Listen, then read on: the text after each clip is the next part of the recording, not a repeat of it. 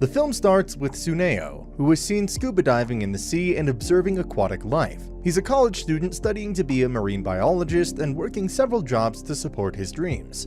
At the shop where Tsuneo works, his friend, Mai, asks about his recent trip to the waters. He then discovers her pictures of a rare fish he saw. While doing some of his chores, Mai asks if he is interested in going on a dive with her next Wednesday. Before Tsuneo could answer, Hayato walks by and says he'd come if there were any women invited. Tsuneo refuses the offer by saying that he's starting a new job next Wednesday, hence he cannot join. Hayato then lashes out at Tsuneo for not wanting to have any fun with him. While heading home, Tsuneo hears a scream, and as it turns out, it's a girl in a wheelchair, rushing uncontrollably through the street. She ends up banging into Tsuneo. The girl's grandmother comes out from the end of the street and thanks Tsuneo for catching her. The girl, whose name is Kumiko, thinks otherwise. Tsuneo puts his arm on her back to see if she's okay, but the girl becomes infuriated with it all and ends up biting Tsuneo's arm. She calls him a pervert for touching her. Now, as luck would have it, Tsuneo's home is in the same direction as the girl's. Tsuneo asks the grandmother if he'd like her to push her wheelchair, to which the girl refused. At this time of night, the girl goes for a walk with her grandmother, so she asks if the walk is still on. Her grandmother, after what happened, refuses the idea of going for a walk and scolds Kumiko for her behavior. When the Kumiko home arrives, Tsuneo attempts to leave, but her grandmother invites him to have dinner with them. She lights the stove and asks Tsuneo if takoyaki would do it, to which he politely replies, "Yeah, that is fine." While they were sitting, a hissing cat came in. Kumiko's grandmother takes the cat away and warns Kumiko not to touch it. While reading her book, Kumiko accuses Tsuneo of only coming inside for free food, and asks him to leave right away. When Tsuneo addresses her by the name Kumiko, she corrects him by saying her name is Josie, and not Kumiko. When her grandmother serves Tsuneo food, they both chat about what he's doing with his life. He tells her that he needs to buy a new lunchbox and doesn't have enough money and is saving up. Kumiko asks for a cup of tea, and Tsuneo brings it to her. After handing her the tea, Tsuneo finally opens up about her behavior, and tells her that she's acting like a spoiled brat. Josie, after hearing that, throws the cup of hot tea at Tsuneo and crawls into her room. When Tsuneo is about to leave their house, the grandmother offers him a job since he needs money. Tsuneo's friends don't like that he's working 2 jobs. While washing clothes, Tsuneo glances at the mark Tomiko left on his hand when she bit him. But before he could go deeper into thought, his employer comes by and compliments him on his capabilities and wish he'd work full-time. Tsuneo tells him that he can't because he must go to Mexico and fulfill his dream. When Tsuneo arrives at his second job, the grandmother tells him to follow Kumiko's orders but never take her anywhere. Josie tortures Tsuneo by making him do impossible things, such as sending him off to the gardens to find 10 4-leaf clovers to her. When he finally does find them, he brings them to her, but Josie seems to be disappointed because she thought that 10 4-leaf clovers would make her wish come true. Tsuneo, at the bar, tells his friends about the experience and how miserable he is. Hayato asks him to start working part-time at the fish shop and quit this caretaking job. At one point, he considers the offer. In the next scene, his professor applauds him for the essay he wrote on touring patterns, and shares the news that there is a school in Mexico that wants him. The following day, Josie is seen having a beautiful dream in which she is married, and is swimming in the ocean with dolphins. Josie asks her grandmother if she could go for walks again, but her grandmother doesn't want her to get hurt, so she refuses. When Tsuneo arrives at his second job to quit, he notices that Josie is nowhere to be found. He goes into her room and becomes fascinated with all the drawings she has made of aquatic life. When Tsuneo finally catches Josie on the street, she requests him to take her to see the ocean, and if he refuses, she will accuse him of touching her breasts. At first, Tsuneo is unbothered, but somehow he realizes that all this girl wants to see is the ocean, so he takes her to see the ocean, where she feels as if she's invisible and surrounded by tigers, referring to the people who can walk and are stone cold. While on the train, Tsuneo compliments her drawings and tells her that he loves how she sees the world. When they finally reach the ocean, Josie falls off her chair and tries to crawl into the water to see how it tastes. They both have a wonderful time at the sea. After coming home, they both agree that they'll visit all the places that Josie hasn't seen.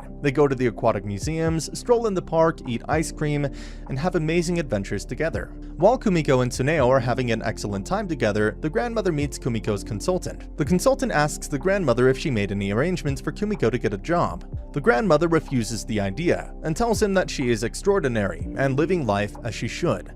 The grandmother also reveals that she knows Kumiko has been going out with the young boy. Meanwhile, Josie asks Tsuneo to borrow a few books for her. Because of not having a library card, she has to exchange in conversation with the librarian, who, as it turns out, shares the same interest as her. Kana, the librarian, and Kumiko become friends. Tsuneo takes Kumiko to the fish shop, where he works. There she meets Hayato and Mai. After meeting Mai, Kumiko is rather frustrated. As the two converse, Josie becomes agitated and leaves.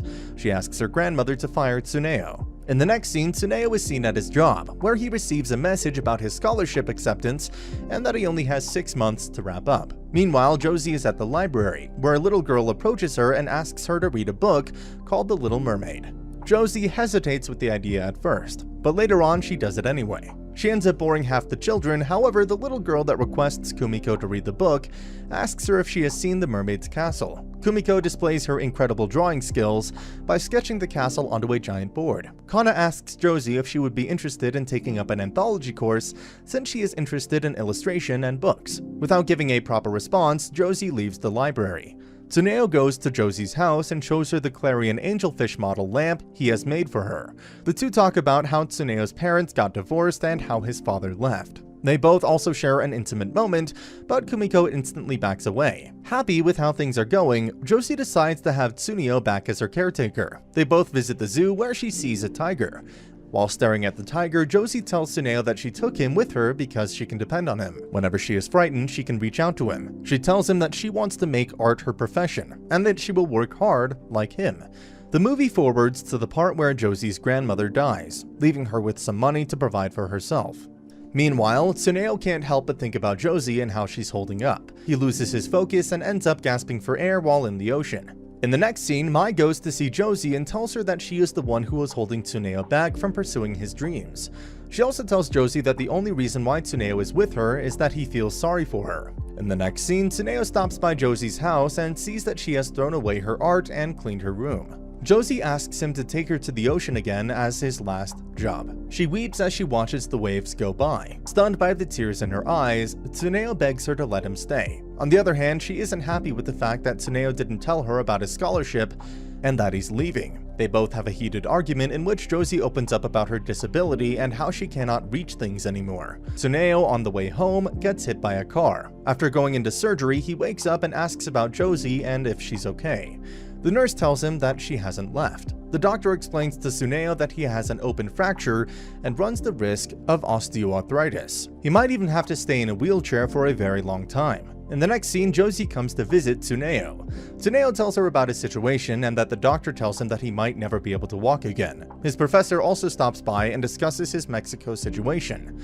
He asks him to wait until he's back on his feet. On the other hand, Tsuneo becomes depressed because he thinks he will never be able to walk again, and that all of his dreams are now meaningless. When Mai visits Tsuneo, she takes him out for a fresh stroll. While going out and about, he reveals his feelings for him. She understands that none of her feelings matter now because Tsuneo isn't in love with her, but letting it all out felt good. After seeing Tsuneo, Mai visits Josie. While Josie doesn't open the door, Mai tells her that she wants Tsuneo to stay here with her and knows him better. Josie then tells Mai that just because she cannot list 100 things about Tsuneo doesn't mean she doesn't care for him.